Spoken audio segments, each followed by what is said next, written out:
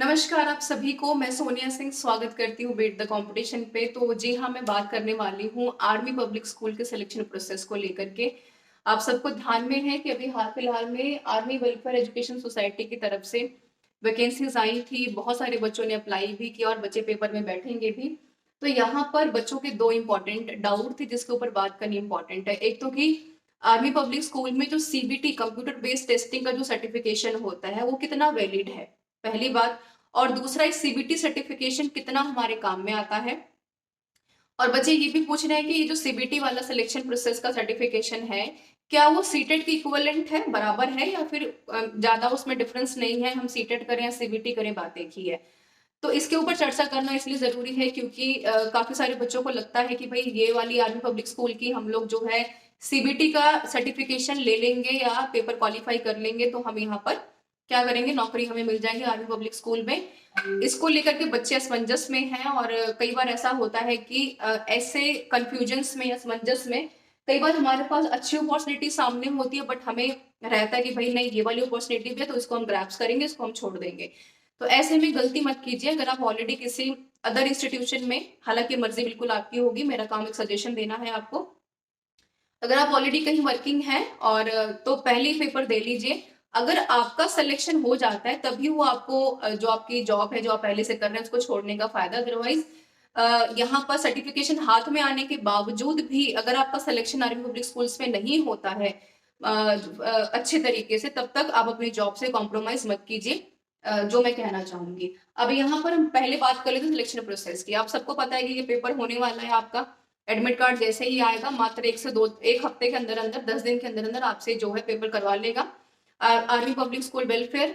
इसके बाद तकरीबन एक महीने के बाद वो भी डेट वो अनाउंस कर देते कि स्क्रीनिंग में कितने बच्चों ने पेपर क्वालिफाई किया, पीआरटी में भी, टीजीटी में और पीजीटी में भी।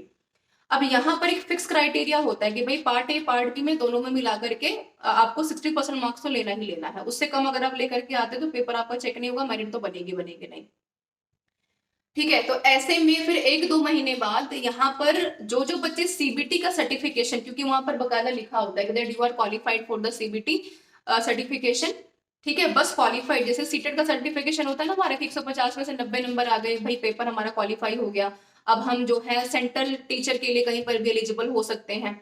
बिल्कुल वैसे ही सीबीटी ने माफ कीजिएगा, आर्मी पब्लिक स्कूल्स ने यहाँ पर सीबीटी जैसे फॉर्मेट्स को बनाया है कि जो जो कैंडिडेट्स इसको क्वालिफाई करके आएंगे हम उन्हीं को आगे जो है इंटरव्यू में बैठने का मौका देंगे। तो कई प्राइवेट इंस्टीट्यूशंस में देखा होगा आपने, या फिर जो government aided army public schools होते हैं सोसाइटी में, वहां पर वो जब अपना एप्लीकेशन फॉर्म जारी करते हैं तो वहां पर उन्होंने लिखा भी होता है कि that are you qualified CBT certification और नॉट, है ना। स्लैश डाल के लिखा होता है सीटेट। सीबीटी किया हो या सीटेट किया हो, बात एक ही है ना। तो परेशानी वाली बात नहीं है। तो जब इंटरव्यू कॉलिंग होती है तो जो सीबीटी करके आते हैं ये पास करके पेपर, उनको भी बुलाया जाता है, और जो सीटेट करके आ रहे होते हैं उनको भी बुलाया जाता है। तो कंपटीशन क्या होता है, एक लेवल पे आकर के सेम हो जाता है ना। तो इस पेपर को क्वालिफाई करने का आपको फायदा केवल इतना ही है, अगर आप इस स्कूल तक पहुंच करके जहां जहां पर भी भारत सरकार के द्वारा army public school welfare societies में वैकेंसीज आती हैं, अगर आपका सिलेक्शन हो जाता है, इस सर्टिफिकेशन का वही फायदा है, अदरवाइज इसका कोई फायदा नहीं है। ठीक है, जो कि मैं काफी क्लियरली आपको बता रही हूँ। तो अगर आपका सीटेट क्वालिफाइड है तो इस पेपर के लिए परेशान मत होइए, कॉन्ट्रेक्चुअल वैकेंसी ही होती है। बहुत rare in the rare cases में ऐसा होता है कि जहां जहां पर ये स्कूल है, मान लो अगर आपने ज्वाइन कर लिया है, सर्टिफिकेट आपका जो सर्टिफिकेशन भी है, सीटेट भी क्वालिफाई किया हुआ है, अगर आपके पास पीजीटी लेवल पर 5 साल का एक्सपीरियंस है, टीजीटी लेवल पर 3 साल का एक्सपीरियंस है, पीआरटी में अगर आपके पास 1-2 साल का एक्सपीरियंस है, तभी यहाँ पर आपको अपॉइंट किया जाएगा।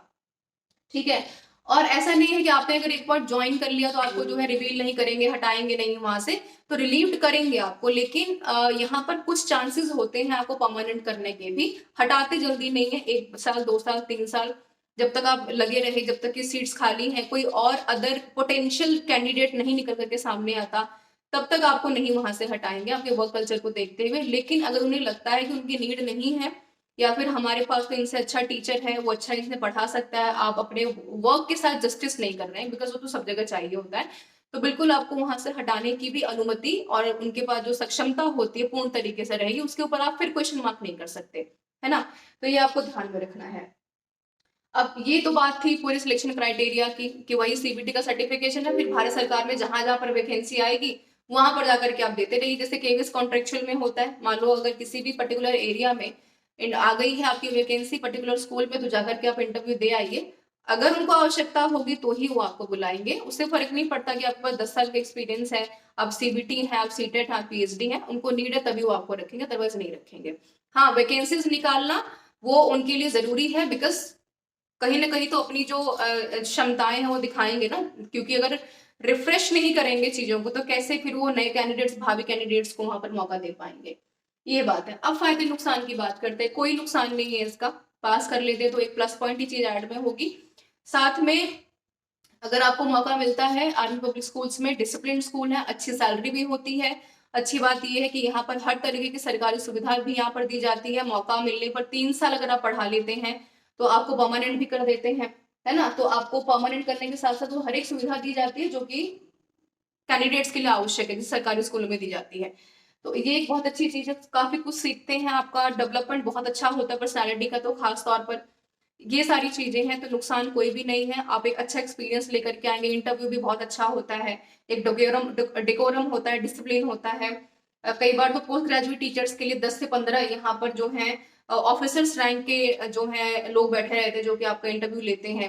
तो वहां पर जो है आप नई चीजों को एक्सप्लोर करेंगे, तो बहुत अच्छी चीजें हैं। अब यहाँ पर इंपॉर्टेंट ये है कि that how much you prepare exactly for the interview, तो आप कितना प्रिपेयर हैं। तो अगर आपको मौका मिलता है, अगर आपके हद में है चीजें, जो आपका जोग्राफिकल कंडीशन है अगर आपके फेवर में है, अगर आप जाकर के इंटरव्यू देना चाहते हैं तो जरूर जाइए, बिकॉज उसका नुकसान कोई नहीं है, फायदा ही फायदा है।